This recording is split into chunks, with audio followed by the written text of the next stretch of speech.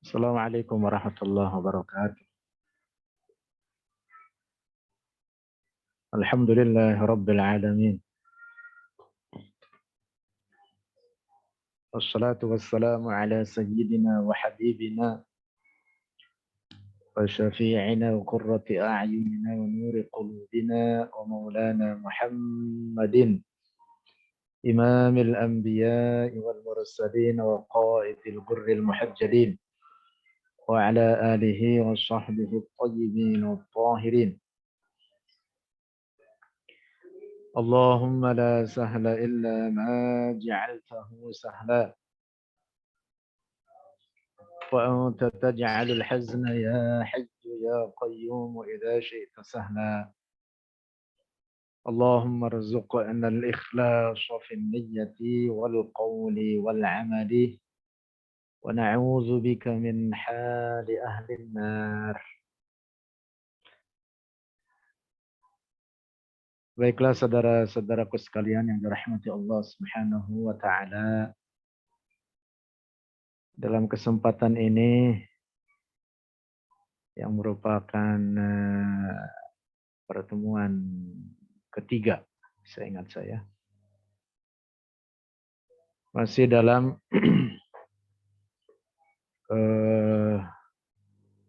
kajian bedah buku yang kita terbitkan tentang kedua orang tua Rasulullah Sallallahu Alaihi Wasallam yang telah ditetapkan oleh para ulama bahwa keduanya adalah min ahlin najat, termasuk daripada golongan yang selamat di akhirat kelak dan merupakan penduduk surga. Kita sudah membicarakan terkait dalil. Untuk itu ada banyak dalil dalam pertemuan yang pertama dan yang kedua, baik dalil dari ayat-ayat Al-Quran dan dari hadis-hadis Rasulullah Sallallahu Alaihi Wasallam, termasuk juga kesepakatan para ulama yang juga itu merupakan keyakinan dan ajaran yang diajarkan oleh Imam Ahlus Sunnati wal Jamaah Al-Imam Abul Hasan Al-Asy'ari rahimahullah. Wah, itu sempat orang nungguin.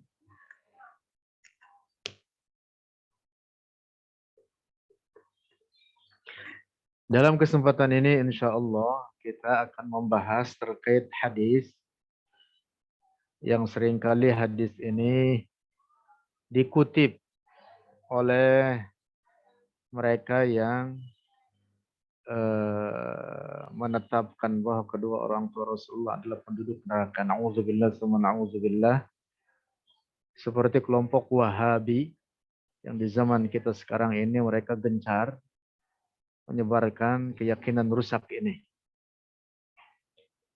Bahwa hadis ini diriwayatkan oleh Imam Muslim dalam kitab sahihnya, tentu harus kita fahami hadis terkait kedua orang tua Rasulullah ini secara proporsional. Penyakit utama dari faham sesat orang-orang Wahabi adalah bahwa mereka senantiasa berpegang teguh dengan zahir atau makna literal atau makna harfiah daripada teks-teks syara. Ayat-ayat Al-Quran misalkan daripada ayat-ayat mutasyabihat oleh mereka difahami dalam makna harfiah. Sehingga mereka kemudian menetapkan bagi Allah bentuk, ukuran, anggota-anggota badan. Menetapkan bagi Allah tempat dan arah. Na'udzubillah. Menurut mereka itu semua dengan dasar ayat Al-Quran. Dan itu adalah pemahaman yang rusak. Oleh karena teks-teks mutasyabihat baik daripada ayat-ayat Al-Quran maupun hadis-hadis Rasulullah, wajib difahami dengan makna takwil. Oleh karena jika tidak difahami dengan takwil, maka teks-teks tersebut akan saling bertentangan satu dengan lainnya. Nah, jadi sebenarnya disinilah sebab utama atau pangkal pokok daripada ajaran sesat kaum musyabbihah adalah karena mereka senantiasa memahami an-nusus asy-syar'iyyah, teks-teks syara dalam makna harfiah. Mereka sangat anti terhadap takwil, bahkan mereka mengatakan at-ta'wil ta'til. Berlakukan takwil terhadap teks-teks syara adalah, kata mereka, merupakan pengingkaran terhadap teks-teks syara itu sendiri. Nauzubillah, itu kaidah rusak. Padahal takwil itu adalah salah satu metode yang disepakati bahkan dari zaman Rasulullah. Takwil telah dipakai metode ini dan disepakati oleh para ulama, ada di dalam berbagai kitab. Dalam kitab-kitab terkait dengan ulumul Quran, dalam kitab-kitab terkait dengan usulul fiqh. Metode takwil itu adalah sebuah keharusan. Tidak boleh diingkari. Jadi kaidah yang mereka buat sendiri mengatakan at-ta'wil ta'til, atau istilah lainnya menurut mereka al-mu'awwil mu'attil. Orang yang berlakukan takwil adalah seorang yang mengingkari terhadap teks syara. Nah, ini adalah pemahaman rusak. Nah, termasuk pangkal kerusakan mereka terkait kedua orang tua Rasulullah adalah berangkat dari pemahaman anti takwil itu tadi. Nah, sehingga ketika mereka mendapati dalam sebuah hadis yang kebetulan hadis ini diriwayatkan oleh Imam Muslim, dan kebetulan makna atau kandungan teks secara zahir atau makna harfiahnya seakan memberikan pemahaman kedua orang tua Rasulullah di neraka. Maka lantas oleh mereka teks ini atau hadis ini oleh mereka difahami secara harfiah. Nah, disinilah pangkal kerusakan mereka. Baik, rekan-rekan sekalian, hadis ini slide sudah saya bagikan sebelum saya membicarakan terkait ini kajian hadis sedikit detail nanti dan butuh konsentrasi. Slide sudah saya bagikan dan rekan-rekan yang belum punya PDF-nya, PDF buku aslinya, silakan nanti diminta ke pihak penyelenggara atau panitia, dan atau kalau mau memiliki buku aslinya, buku fisiknya juga bisa dihubungi nanti. Sudah kita terbitkan, bahkan ini adalah terbitan yang kedua atau cetakan yang kedua. Di buku lebih jelas lagi karena apa yang saya bahas di sini hanya beberapa poin saja atau poin-poin pokok yang mendasar saja. Baik, hadis yang diriwayatkan oleh Imam Muslim menyebutkan bahwa Rasulullah bersabda kepada seorang badui, mengatakan inna abi wa abaka. Kemudian redaksinya mengatakan finnar. Inna abi wa abaka finnar. Makna harfiahnya, sesungguhnya ayahku dan ayahmu sama-sama di neraka. Nah, hadis ini dikritik oleh para ulama. Yang mengkritik tentu bukan orang-orang semacam kita, tetapi adalah orang-orang yang sekelas atau bahkan bisa jadi lebih tinggi dari segi keilmuannya daripada Imam Muslim sendiri yang meriwayatkan hadis ini. Artinya bahwa yang mengkritik hadis ini adalah orang-orang yang memiliki otoritas untuk itu. Nah, saya membuat poin-poin di slide ini yang saya angkat sebagai kritik para ulama terhadap hadis riwayat Imam Muslim tersebut. Satu, Sesungguhnya hadis dengan redaksi inna abi wa abaka finnar tidak disepakati demikian adanya oleh para perawi hadis.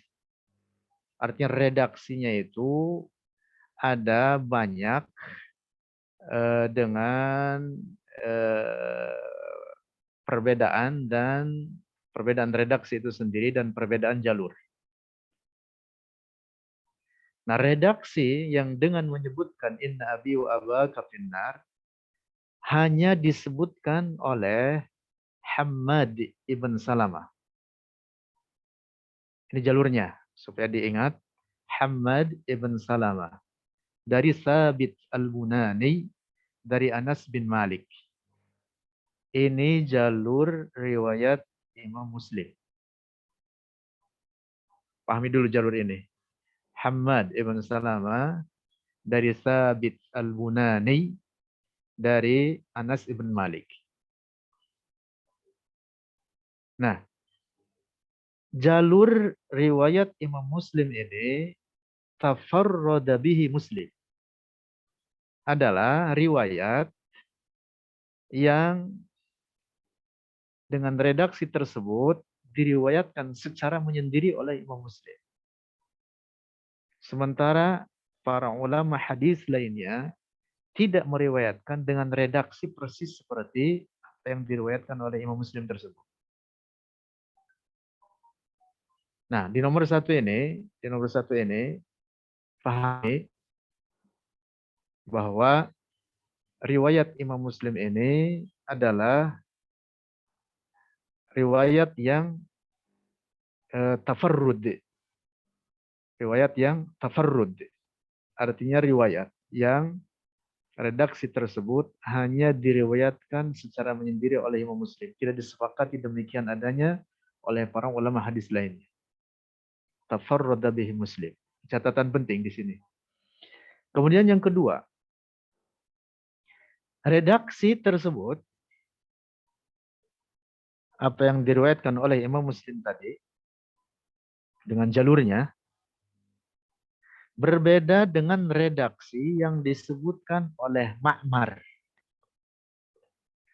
Ma'mar ibn Rashid, ulama hadis terkemuka, beliau meriwayatkan dari Thabit al-Bunani. Sama dari atas, dari Thabit al-Bunani, tapi jalur Ma'mar.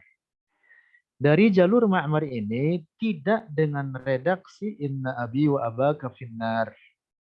Tetapi dengan redaksi idza mararta biqabri kafirin fabashshirhu binnar. Jika engkau melewati kuburan seorang kafir, maka beritakan kepadanya dengan siksa neraka. Redaksi jalur Ma'mar ini sedikit pun tidak menyinggung tentang keadaan kedua orang tua Rasulullah. Jadi kisah hadisnya, datang seorang Badui kepada Rasulullah. Orang ini, sahabat Rasulullah ini menceritakan tentang kedua orang tuanya. Bahwa orang tuanya dahulu di masa jahiliyah adalah seorang yang baik, banyak menolong orang. Nah, kemudian orang ini bertanya kepada Rasulullah, bagaimana keadaannya di akhirat? Kemudian Rasulullah menjawab finnar, di neraka. Karena memang matinya dalam keadaan kufur, syirik. Mereka itu. Ya, termasuk orang tua yang bertanya ini. Nah, kemudian orang ini bertanya kepada Rasul, lantas bagaimana dengan ayah? Lantas bagaimana dengan ayahmu?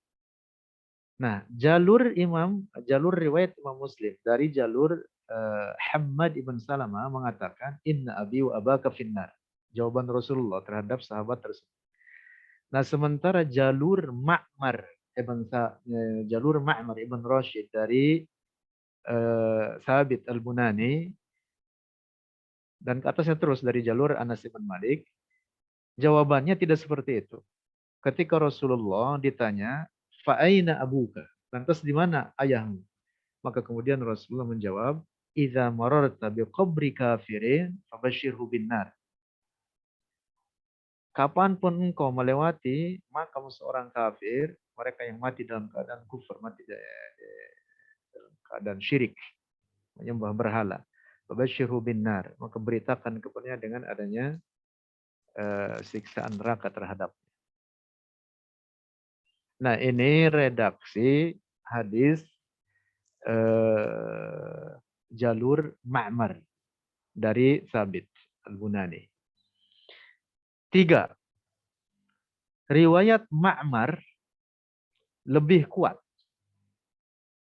Ma'mar ibn Rashid lebih kuat oleh karena kompetensi Ma'mar ini dalam periwayatan hadis jauh lebih kompeten dibanding riwayat Hammad.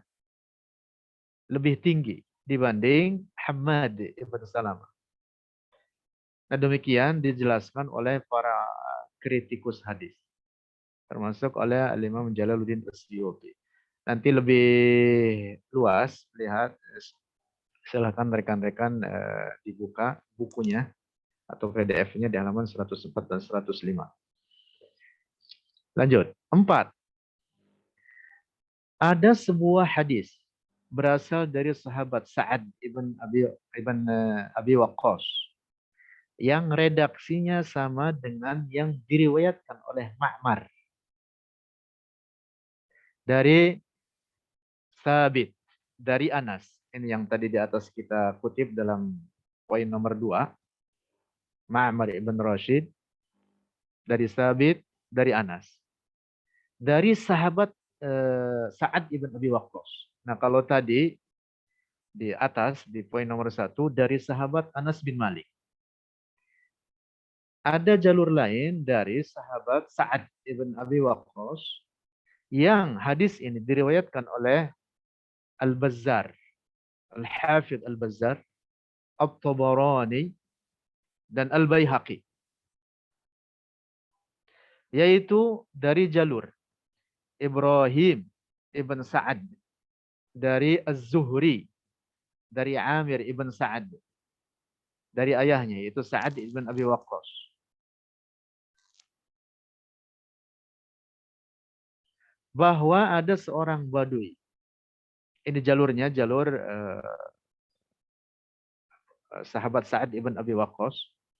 Bahwa ada seorang badui berkata kepada Rasulullah, di mana ayahku? Kemudian Rasulullah menjawab, di neraka. Lalu si badui tersebut berkata, lalu di manakah ayahmu?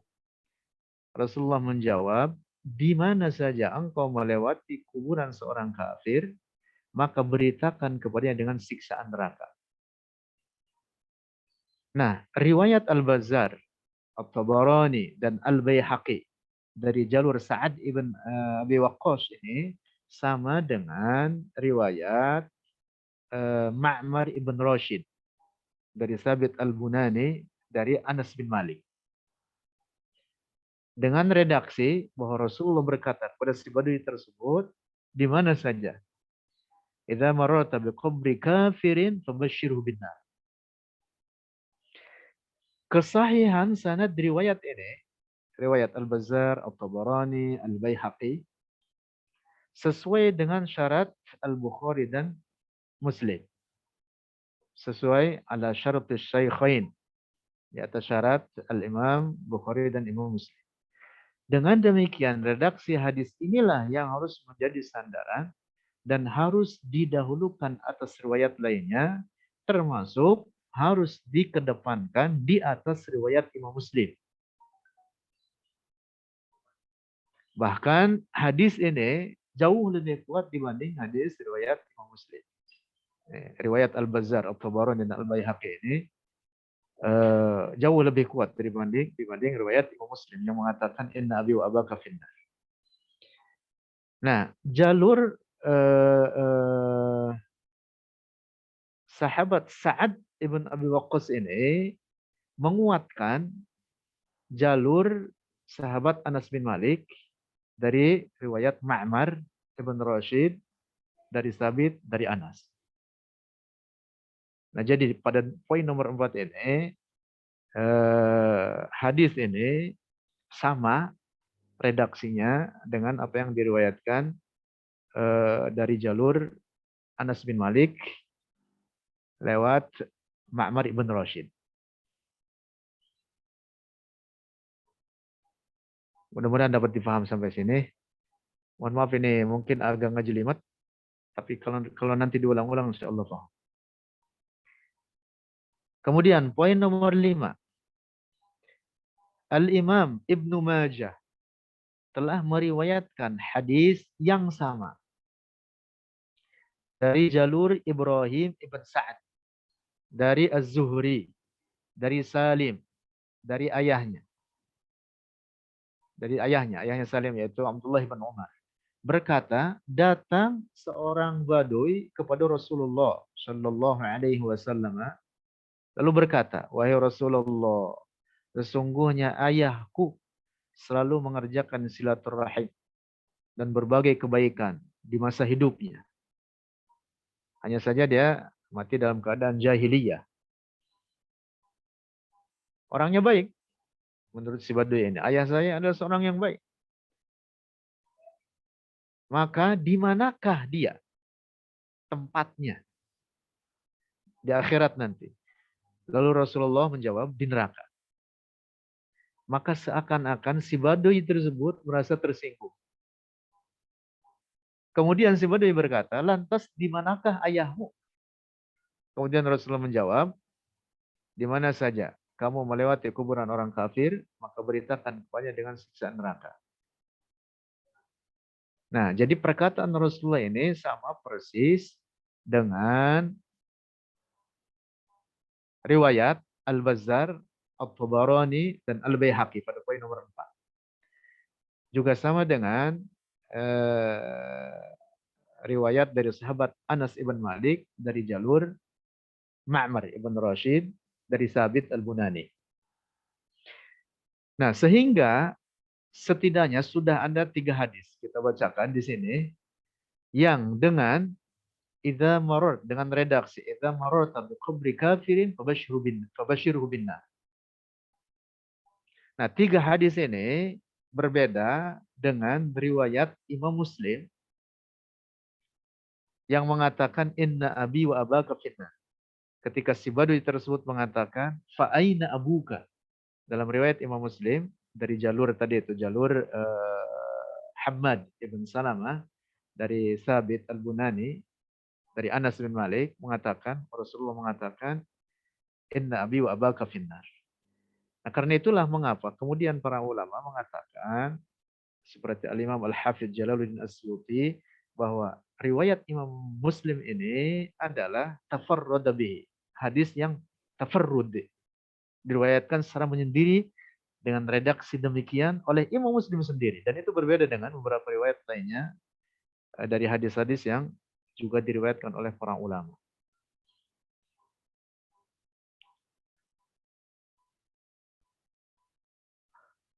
Mohon maaf, slide-nya tampil ya.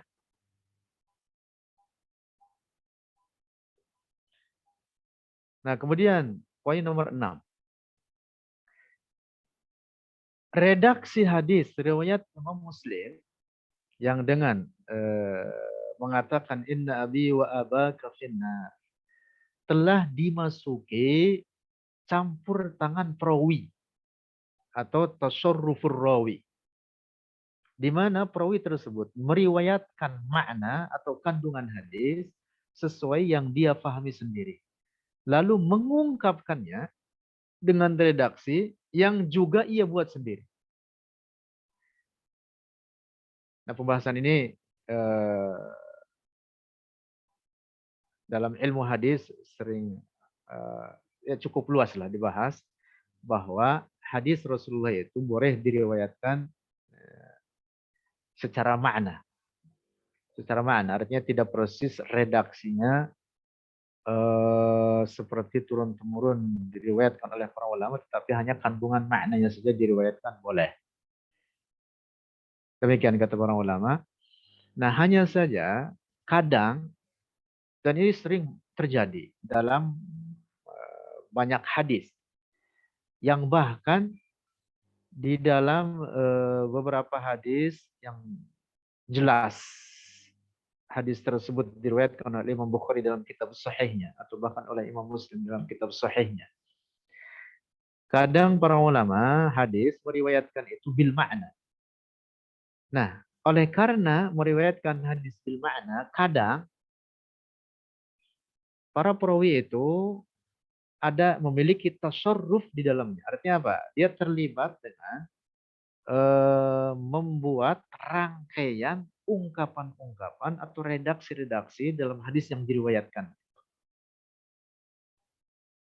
Sehingga kadang ada hadis yang kemudian, misalkan salah satunya dari varian banyak hadis dhaif, ya tentu kalau Sahih Bukhari dan Sahih Muslim isinya adalah hadis-hadis sahih. Tapi variannya salah satunya ada hadis yang disebut dengan mudraj.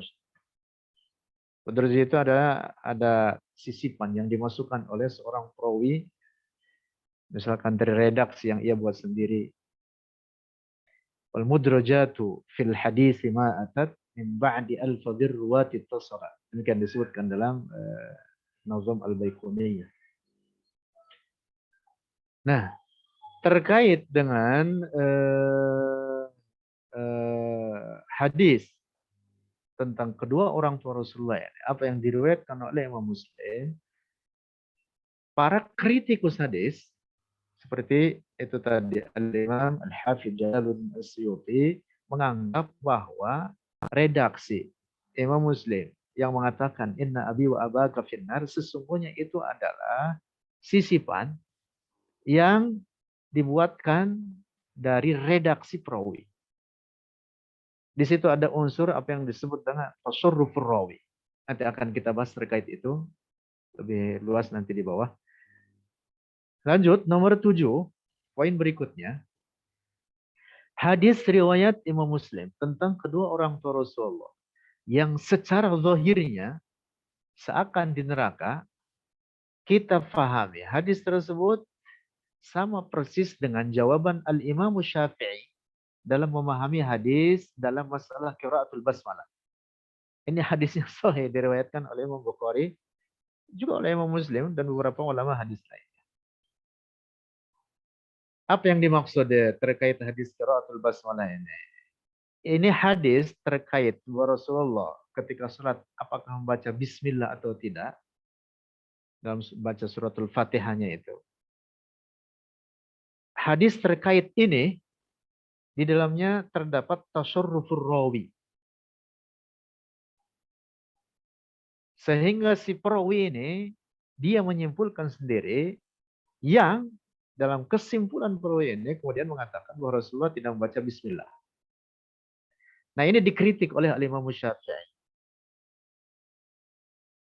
Cukup panjang bahasan ini, tapi saya tidak hendak memperpanjang bahasan ini. Tapi yang jelas, apa yang dikritik oleh Imam Syafi'i terkait perawi yang membuat tasarruf terhadap hadis qiraatul basmalah ini,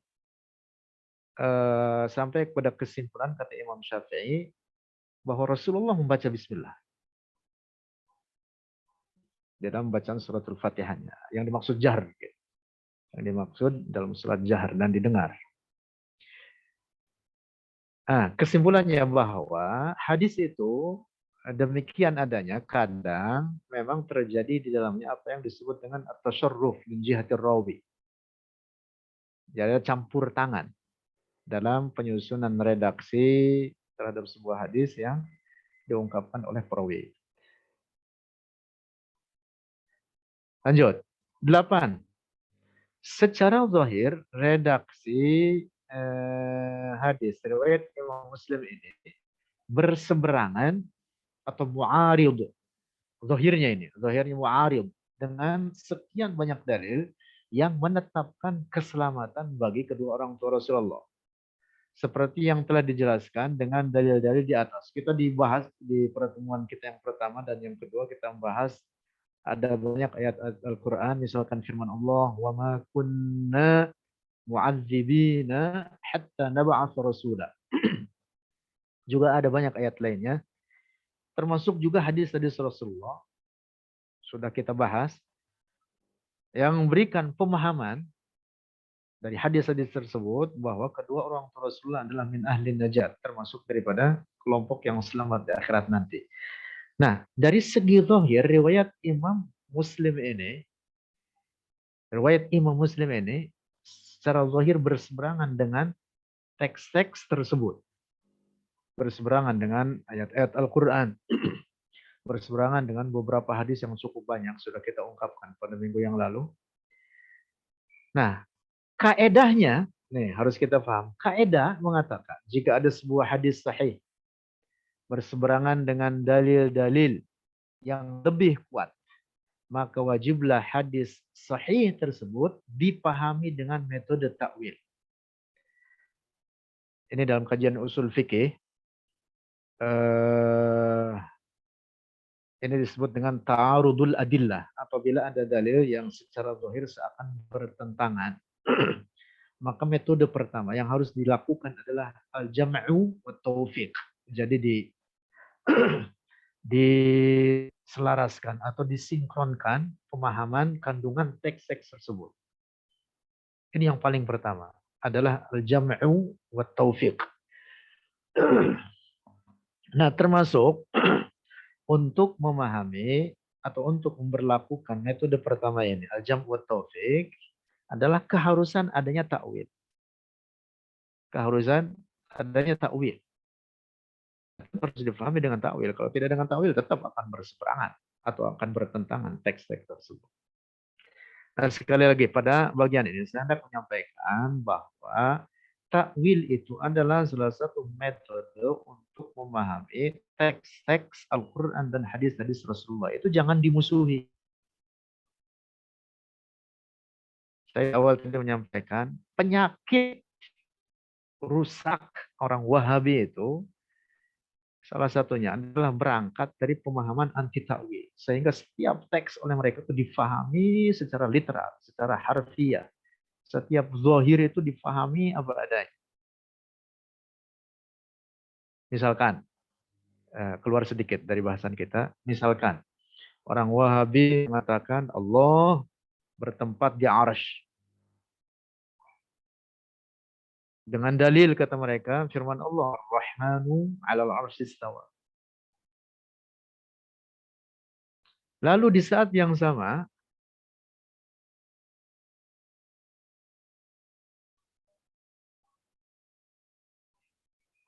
lalu di saat yang sama mereka mendapati ayat Al-Qur'an mengatakan a'amintum man fis sama. Oleh mereka kemudian juga difahami secara harfiah. Sehingga mereka kemudian mengatakan, jadi di saat yang sama kata mereka, Allah bertempat di arsy, juga bertempat di langit. Nauzubillah. Tentu keyakinan begini ini keyakinan rusak, tidak bisa diterima. Jadi menjadikan ayat Al-Quran itu saling bertentangan. Anehnya orang-orang musyabbihah itu ketika mendapati ayat-ayat yang seakan memberikan pemahaman Allah ada di bumi, seakan Allah bersama setiap orang, seperti firman Allah wa huwa ma'akum aina ma kuntum. Oleh mereka ditakwil. Nah, tentu ini adalah pemahaman disebutnya oleh para ulama adalah pemahaman tahakkum namanya. Qaul bila dalil. Tahakkum itu kalau makna harfiahnya menurut kita atau dalam bahasa kita adalah pemahaman seenak perut. Semau gua. Nah, jadi kembali lagi pada bahasan kita. Nah, terkait hadis apa yang diriwayatkan oleh Imam Muslim, secara zahir terjadi ta'arud, kontradiktif dengan beberapa hadis yang diriwayatkan oleh para ulama yang cukup banyak. Kita sebutkan tadi setidaknya sudah ada 3 hadis dengan redaksi berbeda, dengan redaksi yang berbeda dengan riwayat Imam Muslim. Seperti yang diriwayatkan oleh Al-Bazzar, Al-Hafidz Al-Bazzar, Al-Tabarani, Al-Baihaqi, juga para ulama lainnya. Nah, inda ta'arudil adillah, ketika dalil-dalil ini berseberangan, maka metode pertama yang harus kita berlakukan adalah metode al-jam'u wa taufiq. Demikian dalam kajian usul fiqh. Baru kemudian kalau al-jam'u wa taufiq ini tidak bisa diberlakukan, metode yang pertama ini baru kemudian metode keduanya. Ma'rifatun nasikh minal mansukh. Kemudian yang ketiga, baru kemudian yang keempat. Secara tertib seperti itu. Lanjut. Poin nomor 9.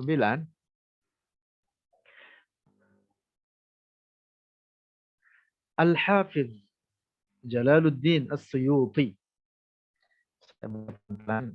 Supaya tidak terlalu ngejelimet. Al-Hafidh As-Suyuti sendiri telah mendapati sebuah hadis dalam masalah ini dari jalur lain dengan redaksi yang mirip dengan redaksi riwayat Ma'mar Ibn Rashid dari Sabit Al-Bunani dari Anas bin Malik, dan hadis ini lebih jelas lagi menerangkan bahwa ungkapan ayahku dan ayahmu di neraka adalah dialog antara dua orang sahabat Rasul. Dalam kajian Al-Imam Suyuti, jadi yang mengatakan inna abi wa abaka finnar sesungguhnya bukan Rasulullah, tapi dua sahabat yang sedang berdialog. Dalam redaksi hadis ini disebutkan bahwa sahabat yang bertanya kepada Rasulullah tersebut hendak bertanya, di manakah ayahmu? Tetapi kemudian ia tidak mengucapkan itu karena untuk memelihara adab terhadap Rasulullah. Ini hadisnya diriwayatkan oleh Al-Imam Al-Hakim dalam kitab Al-Mustadrak dan disahihkan oleh Imam Hakim. Al-Mustadrak ala sahihain. Jadi kitab Mustadrak ini supaya sedikit kita mengingatkan bagi yang sudah tahu. Al-Mustadrak ala sahihain ini adalah kitab besar, ya, sekitar 4 jilid atau mungkin lebih daripada itu tergantung penerbitnya. Disusun oleh Al-Imam Al-Hakim An-Naisaburi, adalah berisi hadis-hadis Rasulullah yang memenuhi syarat-syarat sahih Imam Bukhari dan syarat-syarat hadis sahih Imam Muslim. Jadi Imam Bukhari itu ketika menghimpun hadis dalam Al-Jami'us Sahih, beliau memiliki syarat-syarat, kriteria sebuah hadis yang oleh beliau yang sahih, ada banyak kriterianya, syarat-syarat. Demikian pula Imam Muslim memiliki kriteria. Dan sebenarnya Imam Bukhari dan Imam Muslim ini adalah hidup semasa. Imam Bukhari ini gurunya Imam Muslim. Gurunya Imam Muslim. Dan Imam Bukhari itu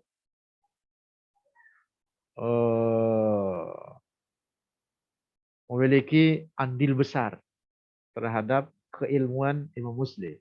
Sampai Al-Imam Ad-Darqutni juga para ulama lainnya mengatakan laulal Bukhari ma raha muslimun wala ja'. Kalau bukan karena Imam Bukhari, Imam Muslim tidak akan mengenal hadis. Maroha muslimun wala ja'a. Dia tidak akan pulang pergi, tidak akan menyibukkan diri, tidak akan mengenal ilmu hadis. Karena itu para ulama mengatakan Sahih Bukhari itu lebih kuat. Lebih kuat. Kalau istilah orang sekarang lebih mantul dibanding Sahih Muslim. Sehingga para ulama kemudian mengatakan kitab Sahih Bukhari itu as-sahhu kitabin ba'dal Qur'an. Adalah kitab yang paling sahih setelah Al-Quran. Nah, kembali lagi. Jadi Imam Bukhari dan Imam Muslim memiliki syarat-syarat bagi kriteria hadis-hadis yang oleh mereka dianggap hadis sahih.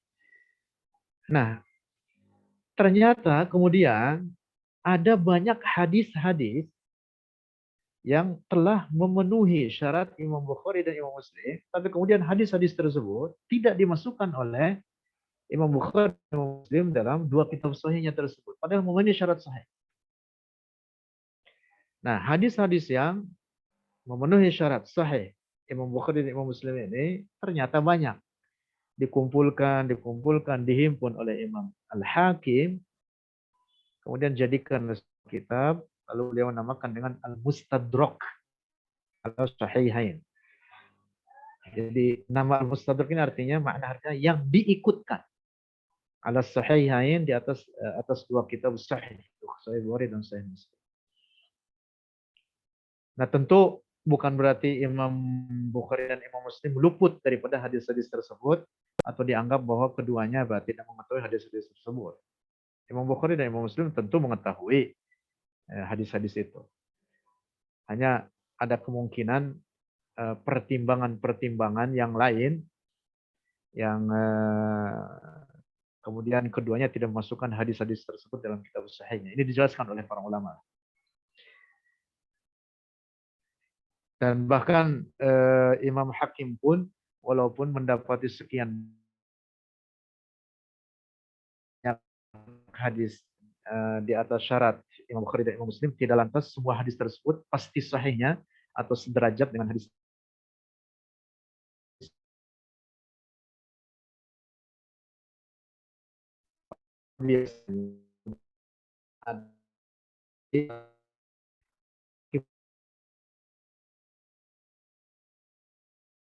mengatakan hadis sahih, maka hadisnya menjadi hadis sahih. Mohon maaf, ini saya pastikan dulu, ini slide-nya nampak nggak nih, Mbak Aga?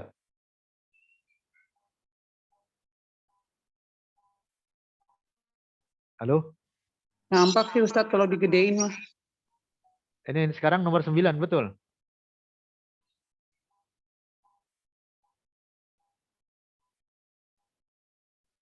Slide saya di nomor 9 ya. Baik. Ini ya, baik. Ini apa yang diriwayatkan oleh Al-Imam Al-Hakim dalam kitab Al-Mustadrak dan dikatakan sahih oleh Al-Imam Al-Hakim.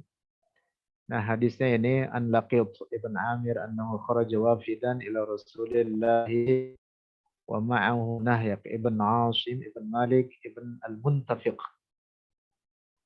Faqala qadimna al-Madinata bin silahi raja fasallayna ma'ahu salatal ghadati. Dan seterusnya, kita lihat terjemahnya. Dari Laqit ibn Amir, bahwa ia bersama rombongan datang menghadap Rasulullah. Ia datang bersama Nahyak ibn Asim ibn Malik ibn Al-Muntafiq. Berkata, ini Laqit berkata, kami datang ke Madinah di akhir bulan Rajab. Kami sholat subuh bersama Rasulullah. Lalu Rasulullah berdiri khutbah di hadapan manusia, memberikan ceramah lah, wejangan, dan seterusnya. Hadisnya fadzakarul hadis. Jadi hadisnya panjang. Kemudian aku berkata, wahai Rasulullah, adakah seorang yang telah lalu? Yang dimaksud adalah orang-orang yang meninggal di masa jahiliyah dari kita, yang dimaksud dari keluarga kita di masa jahiliyah dahulu, memiliki kebaikan. Artinya kebaikannya bisa dihitung nggak nanti di akhirat.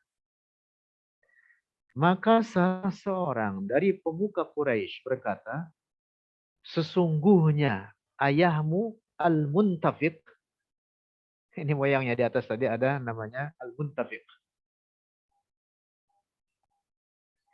sesungguhnya ayahmu al-muntafiq di neraka. Maka seakan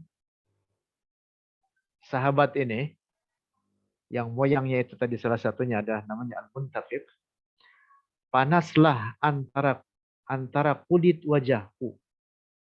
Nah ini yang meriwayatkan hadis sahabat Nabi tadi itu. Dan dagingku, dari ucapan orang tersebut tentang orang tuaku di hadapan orang banyak. Yang dimaksud bahwa sahabat Rasulullah ini merasa dipermalukan. Disebut ayahnya atau kakeknya atau katakan moyangnya adalah penduduk neraka. Dan itu diungkapkan di hadapan orang banyak. Maka aku punya keinginan untuk berkata kepada Rasulullah, bagaimana dengan ayahmu, wahai Rasulullah? Ini yang meriwayat sahabat Nabi yang saat itu bertanya kepada Rasulullah, dia punya keinginan untuk mengatakan terkait keadaan dua orang tua Rasulullah. Tapi kemudian aku memandang, kata sahabat Nabi ini, tapi kemudian aku memandang ada kata-kata lain yang lebih sopan. Maka aku berkata kepadanya, lalu bagaimana dengan keluargamu, wahai Rasulullah? Jadi tidak disebutkan dengan kata ayahmu, tetapi dengan keluargamu, wahai Rasulullah. Yang dimaksud adalah moyang-moyang Rasulullah di masa dahulu. Di masa dahulu sebelum diutusnya Rasulullah.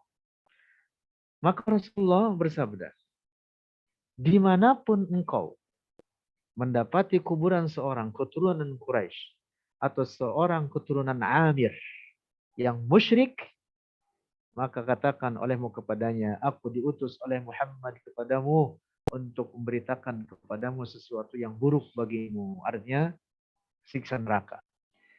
Nah, kandungan hadis ini sama persis dengan riwayat Al-Bazzar yang sudah kita sebutkan tadi. Juga riwayat At-Tabarani dan riwayat Al-Baihaqi. Yang tadi sudah kita sebutkan ada 3 hadis yang Rasulullah berkata kepada sahabatnya tersebut, "Idza mararta biqabri kafirin fabashshirhu binnar." Nah, ini hadis pada poin nomor 9 ini adalah riwayat Al-Hakim dalam kitab Al-Mustadrak. Dan ini dikutip oleh Al-Imam Jalaluddin As-Suyuti, hafidz hadis. Ya tentu Imam Jalaluddin As-Suyuti jauh belakangan datangnya dibanding Imam Hakim. Karena Imam As-Suyuti wafatnya tahun 911 Hijriah. Namun Imam As-Suyuti mengutip hadis ini dalam risalahnya membela kedua orang tua Rasulullah, hendak menetapkan bahwa kedua orang tua Rasulullah min ahli najat. Kesimpulannya itu. Dan bahwa perkataan Rasulullah yang mengatakan inna abi wa abaka finnar, ini hadis tidak disepakati redaksinya seperti itu. Ini hadis seperti yang kita bahas tadi di depan adalah tafarrud bihi Muslim. Hadis tafarrud ini apa itu? Hadis al-fard. Wal fardu ma qayyadtahu bi thiqati aw jam'in aw qasrin ala riwayati. Walaupun hadis tafarrud ini diriwayatkan oleh seorang yang thiqah, tetapi kalau nyata dia menyalahi orang-orang thiqah yang lain, maka itu tadi harus dihimpunkan, disinkronkan pemaknaannya. Harus sinkronkan al-jam'u wa taufiq. Lanjut. Hadis riwayat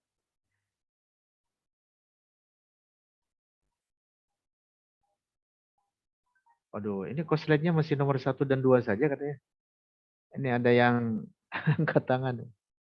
Ada yang cat ini. Sekarang di nomor berapa ini slide-nya? Sebentar saya stop dulu, nanti saya tampilkan lagi.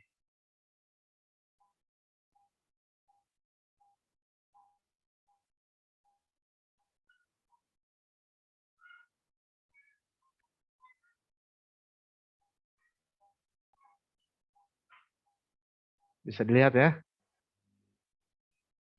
1, 2, 3.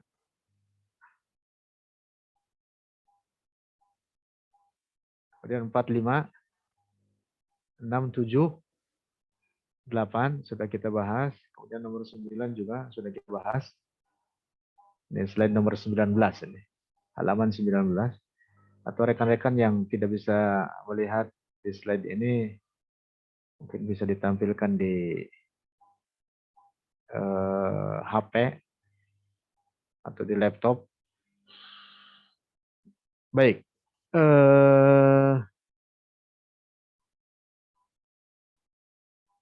Kesimpulan Al-Imam Al-Hafidz Jalaluddin As-Suyuti.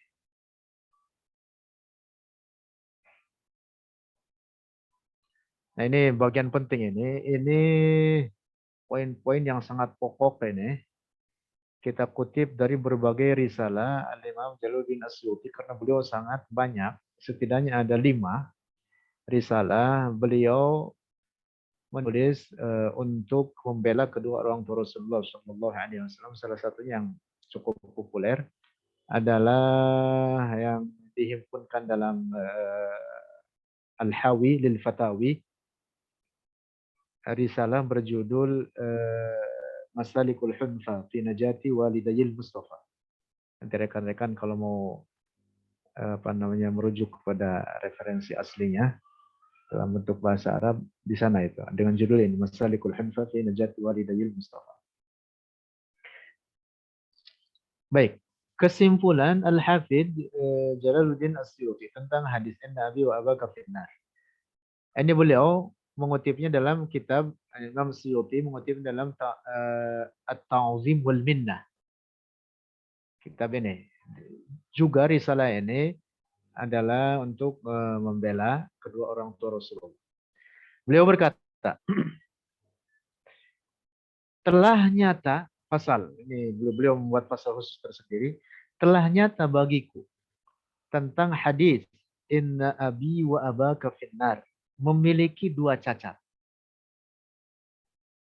Nah, saya sampaikan dahulu pada poin ini, Imam As-Suyuti ini, Jalaluddin As-Suyuti ini imam besar dalam hadis, hafiz hadis, bahkan tidak hanya dalam hadis, beliau adalah mufassir, lugawi, faqih, bahkan berbagai bidang ilmu agama itu beliau menguasainya, dan bahkan beliau telah mencapai derajat mujtahid mutlak.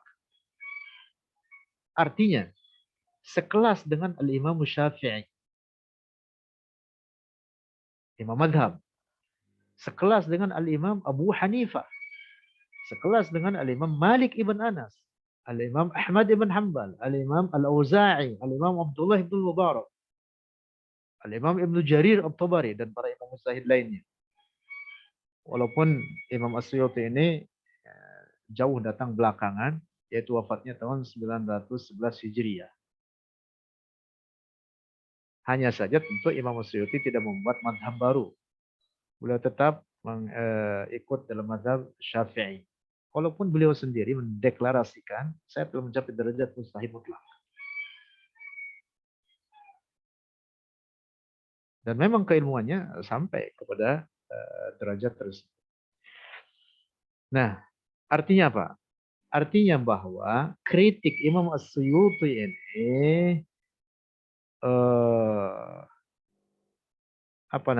pada tempatnya. Pada tempatnya mengkritik hadis riwayat Imam Muslim yang walaupun itu diriwayatkan dalam kitab sahihnya. Dalam kitab sahihnya kata Imam As-Suyuti, hadis ini dengan redaksi Inna Abi wa Abaka finnar memiliki 2 cacat. Pertama, sehingga dinilai dhaif. Karena cacat berarti dinilai dhaif. Kesimpulan Imam As-Suyuti. Pertama, dari segi sanad ialah bahwa hadis ini diriwayatkan oleh Imam Muslim dan Abu Dawud dari jalur Hammad ibn Salamah, dari Thabit, dari Anas. Ini yang kita sebut tafarrud riwayat Imam Muslim ini, bahwa Seseorang berkata, "Wahai Rasulullah, di mana ayahku?" Kemudian Rasulullah berkata, "Di neraka." Lalu setelah orang tersebut berlalu, maka Rasulullah memanggilnya dan berkata, "Inna abi wa abaka finnar." Ini adalah hadis yang diriwayatkan secara tafarrud atau menyendiri oleh Imam Muslim dari Al-Bukhari. Maksudnya dari Al-Bukhari, Imam Bukhari tidak pernah meriwayatkan itu. Dan bahkan, nanti ada di poin berikutnya, Imam Bukhari tidak pernah mengambil riwayat dari jalur Hamad ibn Salam. Imam Bukhari tidak meriwayatkan hadis ini, Inna abi wa abaka finnar, dalam kitab sahihnya. Hanya Imam Muslim saja yang meriwayatkan. Nah inilah apa yang disebut dengan tafarrada bihi Muslim. Bahwa hadis ini diriwayatkan secara menyendiri oleh Imam Muslim. Sebenarnya ya tapi tidak apa-apa, saya tambah sedikit lah supaya kita belajar ilmu hadis.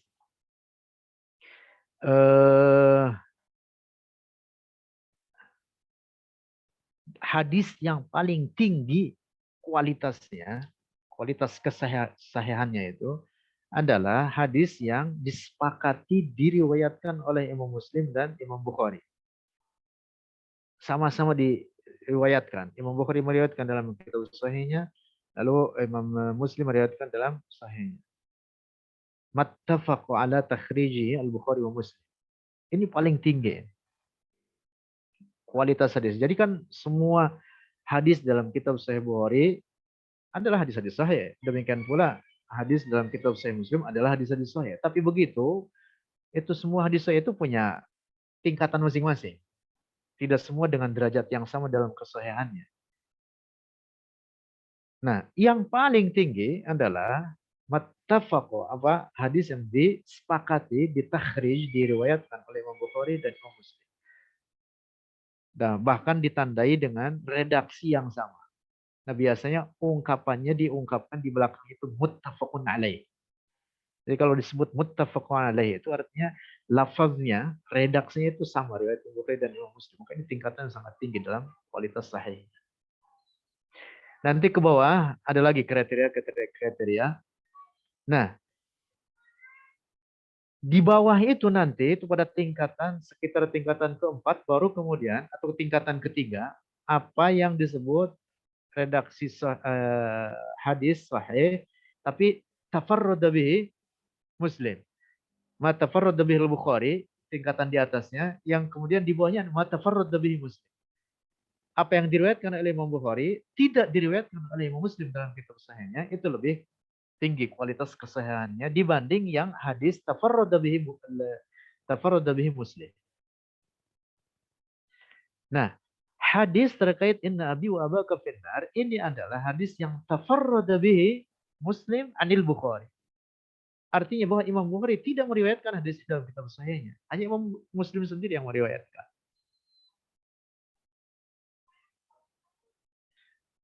Nah, lanjut. Kata Imam Suyuti, dan sesungguhnya hadis-hadis Muslim yang ia riwayatkan secara tafarrud oleh dirinya, tafarrud bihi, banyak yang dikritik. Ada beberapa hadis, tidak hanya hadis tentang kedua orang tua Rasulullah ini saja.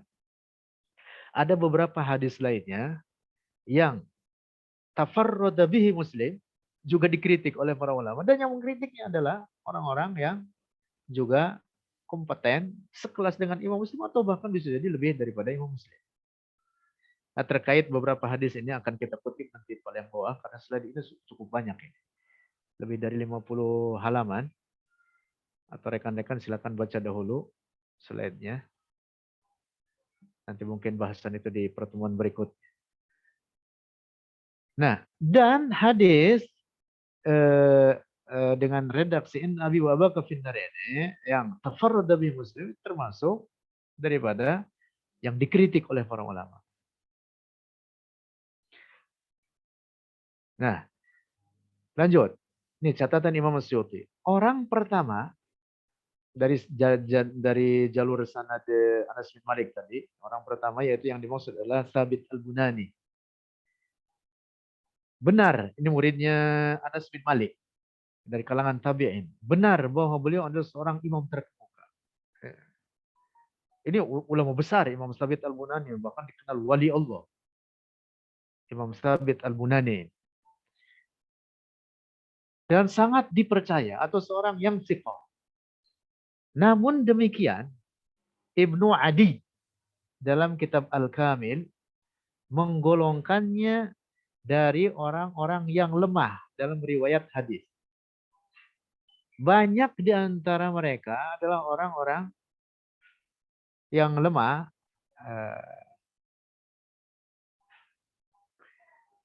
Penyebabnya adalah orang-orang yang mengambil riwayat darinya, banyak di antara mereka adalah orang-orang yang lemah. Jadi bukan Imam Sabitnya, tapi orang-orang yang mengambil dari riwayat Imam Sabit ini banyak orang yang abdu'afa. Demikian kata Al-Imam Ibnu Adi dalam kitab Al-Kamil. Nah, begitu. Sementara orang kedua, maka di sini ada catatan penting. Seorang orang itu walaupun dikatakan siqah, terpercaya. Misalkan orang terkemuka, tinggi derajatnya, kesalehannya, ketakwaannya. Belum tentu kemudian riwayat-riwayat hadis yang diriwayatkan olehnya di lewat jalurnya ke bawah, belum tentu kemudian apa hadisnya tersebut dengan kualitas yang sama dengan para hufadzul hadis. Belum tentu, karena tidak setiap orang soleh, orang bertakwa itu sebagai alim besar, belum tentu. Jadi di sinilah bedanya sebenarnya. Orang alim itu memiliki kedudukan yang teristimewa dengan ilmunya. Tentu orang soleh pun memiliki kedudukan istimewa dengan kesalehannya. Tapi tidak setiap orang soleh itu sebagai orang alim. Lanjut, kita tidak hendak membahas itu. Sementara orang kedua, Hammad ibn Salamah. Jadi jalurnya Hammad ibn Salamah, kemudian beliau meriwayatkan dari Sabit Al-Bunani, kemudian dari sahabat Anas bin Malik. Nah, Hammad ibn Salamah ini benar bahwa beliau adalah seorang imam terkemuka, ahli ibadah, seorang abid, seorang yang sangat alim. Namun demikian riwayat beliau banyak dibicarakan atau dikritik oleh sekelompok ulama. Nah, lihat di sini. Al-Bukhari sendiri, Imam Al-Bukhari tidak mengambil riwayat beliau. Sakata anhu. Karenanya tidak ada satu hadis pun dalam kitab Sahih Bukhari yang diambil dari jalur riwayat Hammad ibn Salamah.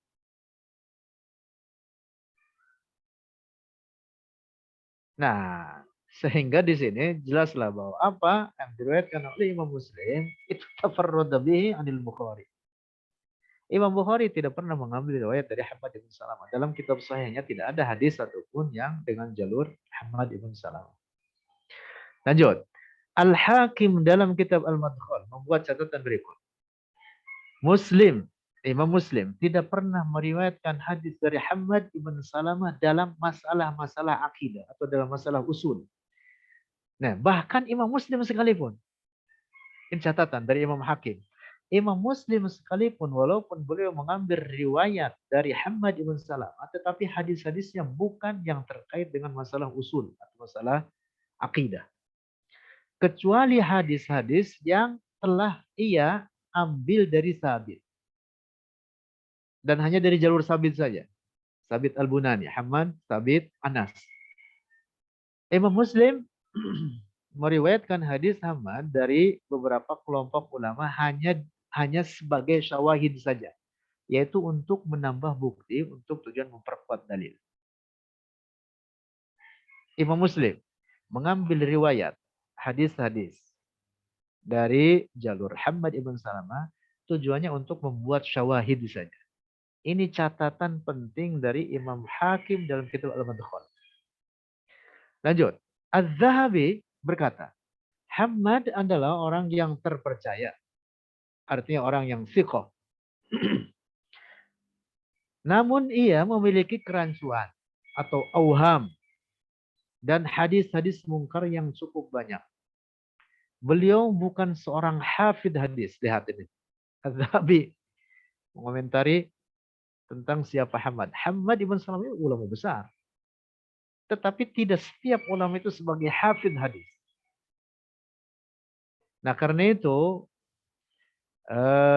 bisa jadi orang yang tidak hafidh itu akan memiliki al-auham. Al-auham itu jamak dari waham. Para ulama berkata di dalam catatan Az-Zahabi, catatan-catatan beliau, catatan-catatan Ahmad banyak disimpangkan atau diselewengkan. Disebutkan bahwa Abul Arja yang merupakan anak tiri Hamad sendiri yang telah menyimpangkan catatan-catatan. Masya Allah. Ini bagian penting catatan Az-Zahab. Jadi disinilah betapa derajat hafiz itu adalah derajat yang betul-betul yang sangat tinggi, yang menjadikan seorang hafiz itu betul-betul memiliki otoritas untuk melakukan tasih dan tad'if. Tidak cukup hanya alim saja. Tidak cukup.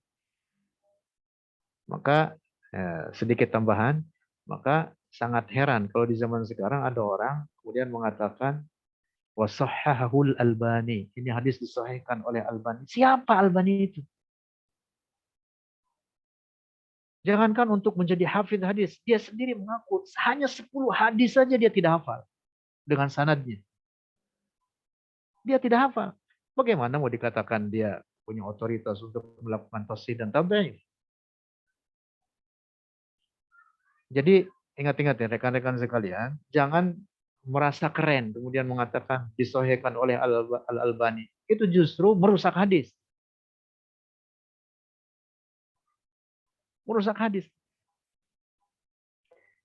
Yang keren itu ketika kita katakan al-hadis sahhahu al-hafiz, sahhahu an-Nasa'i misalkan. Sahhahu al-Baihaqi, al-Hafiz al-Baihaqi, al-Hafiz al-Hakim. Itu yang keren seperti itu. Kalau dikatakan Al-Albani, ya sahhahu al-Albani, siapa Albani? Bukan keren itu. Bukan keren malah merusak hadis. Janganlah, jangan ikut-ikutan itu. Jangan ikut-ikutannya. Oh, ngapain ngutip Albani? Siapa Albani itu? Nah, ini catatan Asyuti. Kemudian kesimpulan dari beliau bahwa hadis tentang kedua orang tua Rasulullah yang diriwayatkan oleh Imam Muslim dinilai oleh Imam Asyuti sebagai hadis yang cacat karena itu termasuk kategori hadis lemah. Karena itu tidak boleh dijadikan sandaran. Ini yang mengatakan Imam Asyuti dalam kitab At-Ta'zimul Minnah. Seorang hafidh hadis. Lanjut. Kesimpulan penjelasan ini semua adalah bahwa tidak setiap hadis yang ada dalam Sahih Muslim harus ngotot kita berlakukan segala tuntutan makna harfiahnya. Oleh karena bisa saja ada teks-teks lain yang secara zahir berseberangan dengannya. Bahkan bisa jadi yang menyalahnya itu adalah ayat Al-Quran. Seperti yang kita kutip dalam pembahasan ini. Di awal pertemuan yang lalu kita kutip banyak hadis-hadis banyak ayat-ayat Al-Qur'an dan hadis-hadis Rasulullah sendiri yang secara zahir berseberangan dengan hadis riwayat Imam Muslim ini. Nah, karena itu jangan kemudian ngotot mengatakan kedua orang Rasulullah di neraka hanya dengan dasar satu hadis. Nah, ini enggak benar ini. Orang-orang Wahabi mesti seperti itu. Mereka buat propaganda ke sana kemari mengatakan kedua orang terus dalam neraka. Ini apa masalah apa ini? Ini bukan masalah akidah. Orang kalaupun tidak tahu tidak berakibat rusak dalam masalah akidah ini. Herannya orang Wahabi itu seakan mereka tidak punya. Dan saya kira memang mereka tidak punya kecintaan kepada Rasulullah. Kalau mereka ada nilai cinta sedikit kepada Rasulullah, mereka akan malu mengatakan seperti itu. Bagaimana? Orang tua Rasulullah kemudian mereka propagandakan di neraka, dibuatkan seminar, dibuatkan. Na'udzubillah. Na'udzubillah. Itu jelas-jelas menyakiti Rasulullah. Menyakiti Rasulullah.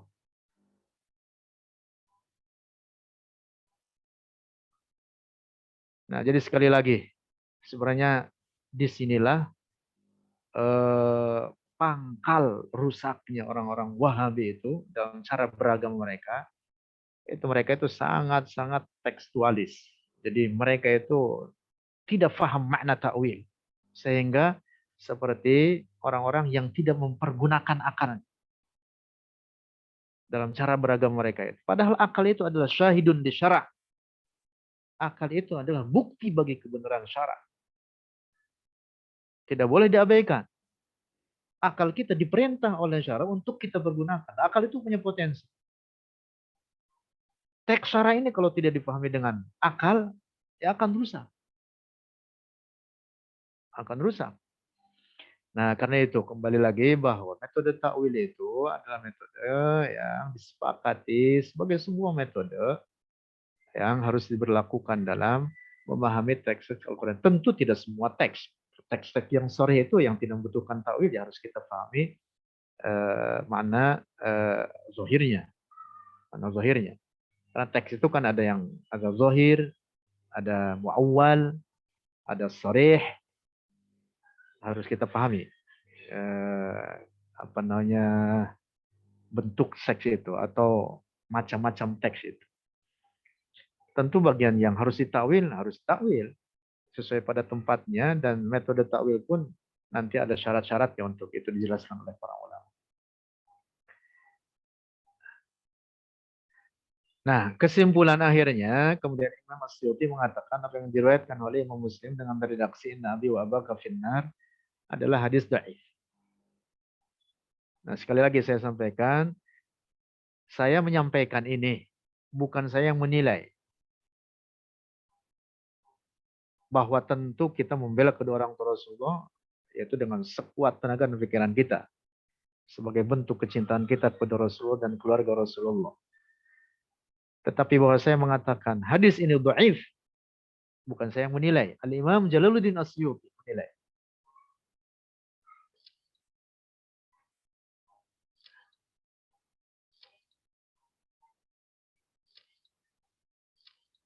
Pandangan berharga lainnya terkait makna ayat. Nah, ini ada pandangan ini dikutip dari beberapa kitab, juga dikutip oleh Imam Asyuti. Kita baca, akan kita lihat bahwa dalam bahasa Arab kata abi itu tidak hanya berlaku bagi orang tua kandung saja. Nah, Imam Asyuti mengatakan tidak ada larangan untuk memahami hadis riwayat Imam Muslim di atas yang menyebutkan di mana ayahmu. Lalu Rasulullah mengatakan itu riwayat sahabat Anas bin Malik tadi dari jalur Hamad bin Salamah bahwa makna ayahku, pemahaman kata ayahku dalam makna paman. Oleh karena dalam bahasa Arab itu kata al-ab itu bisa jadi yang dimaksud adalah paman. Pemahaman seperti ini sebagaimana penafsiran Al-Imam Al-Fakhrur Razi dalam tafsirnya terhadap suratul An'am ayat 74 tentang Nabi Ibrahim bahwa yang kafir kepada Allah adalah paman Nabi Ibrahim sendiri. Dalam satu qaul dikutip oleh Al-Fakhrur Razi dalam tafsirnya bahwa Azar atau Azar, ada riwayat Azar, Azar. Azar dalam redaksi Al-Quran Azar. Adalah bukan ayahnya. Walaupun diungkapkan di dalam ayat Al-Quran dengan kata abihi. Idh qala Ibrahim li abihi Azar. Nah, tetap yang dimaksud abihi di sini adalah paman. Pamanmu. Nah, ini dikutip pendapat ini bukan Al-Farazi tapi dikutip dari beberapa sahabat Rasulullah.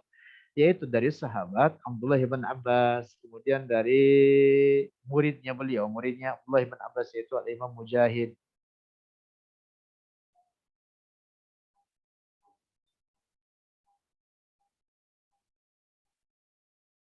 Juga para ulama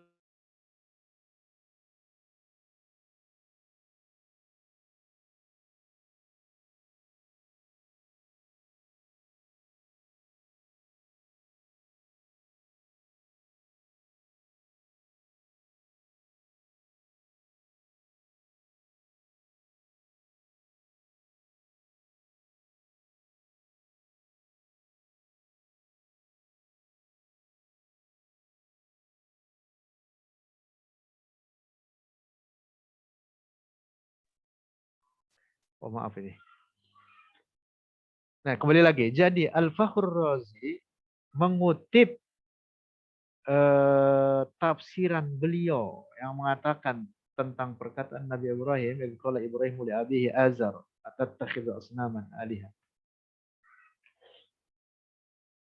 Lalu difahami atau dalam salah satu pendapat abihi yang dimaksud adalah paman. Dan ini adalah pendapat dari sahabat Rasul sendiri. Artinya bukan Al-Fakhr Razi, tapi beliau mengutip itu dari beberapa pendapat sahabat seperti sahabat Abdullah bin Abbas dan murid beliau sendiri, yaitu Al-Imam Mujahid. Imam Mujahid Ibn Jabr. Juga para ulama lainnya. Nah, dengan demikian, seandainya difahami atau umpama difahami hadis riwayat Imam Muslim yang dari jalur Hammad ibn Salama dengan redaksi Inna abi wa abaka finnar, seandainya abi yang dimaksud adalah pamanku, ayah ammi, maka itu dapat diterima. Dan kalau difahami seperti itu, berarti tidak ada masalah. Karena jumhur ulama, saya berpegang teguh dengan pendapat mayoritas para ulama bahwa paman Rasul yang dimaksud adalah Abu Thalib. Jumhur ulama mengatakan bahwa Abu Thalib finnar, dan itu ada teks sharih tegas di Rasulullah sendiri bahwa dia di neraka dalam riwayat Imam Al-Bukhari. Walaupun pamannya, karena banyak paman Rasulullah ya, tidak hanya Abu Thalib, termasuk Abu Lahab juga paman Rasulullah, dan itu bahkan di neraka dituliskan secara tekstual dalam Al-Quran dengan turunnya surat Tabbat Yada Abi Lahab wa Tab. Nah, kembali lagi. Jadi hadis riwayat Muslim seandainya difahami inna abi wa abaka yang dimaksud ammi, itu lebih dapat diterima. Nah, ini ada satu kaul pendapat umpama mengartikan abi artinya ammi, maka tidak masalah. Artinya tidak terlarang untuk memahami hadis tersebut seperti itu adanya.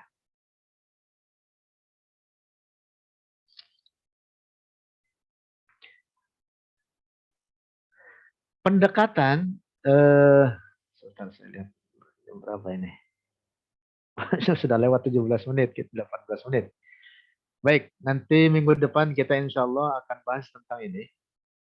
Tentang dari sini, dari al-ab di makna al-am. Mudah-mudahan kita punya umur dan berjumpa kembali. Saya kira pertemuan kita untuk pertemuan yang ketiga ini sampai di sini. Mudah-mudahan apa yang saya sampaikan dapat memberikan manfaat dan juga dapat menumbuhkan kecintaan kita kepada Rasulullah dan keluarga Rasulullah Shallallahu Alaihi Wasallam. Kita baca tahlil 3 kali, salawat 3 kali. La ilaha illallah, la ilaha illallah, la ilaha illallah. Allahumma salli ala sayyidina Muhammad wa ala alihi wa sahbihi wa sallim.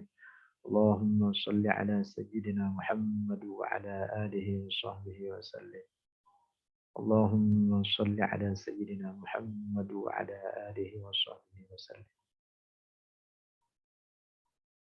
Oh, ini ada catatan ini. Bagus diingatkan saya. Mungkin tadi saya salah mengucapkan. Malik ibn Anas beda dengan Anas bin Malik. Anas bin Malik itu sahabat Rasulullah. Anas bin Malik. Jadi saya tadi mengucapkannya mungkin terbalik. Mohon maaf, koreksi bagus. Adapun kalau Malik ibn Anas itu adalah imam mazhab, gurunya Imam Syafi'i. Mungkin tadi saya salah mengucapkan. Ingat-ingat, jadi sahabat jalur dari Hamad ibn Salamah, dari Thabit al-Bunani, dari sahabat Anas bin Malik. Bukan Malik bin Anas, Anas bin Malik.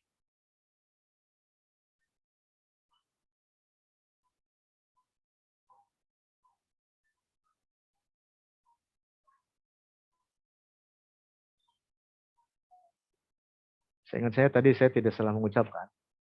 Ya, tapi ini di sini ada chat ini yang bertanya. Saya kira demikian. Mudah-mudahan sekali lagi kita berdoa apa yang kita kerjakan sore hari ini dapat ridho Allah Subhanahu wa taala, menjadi pahala bagi kita semua. Hadanallahu yakum ajma'in. Wassalamualaikum warahmatullahi wabarakatuh.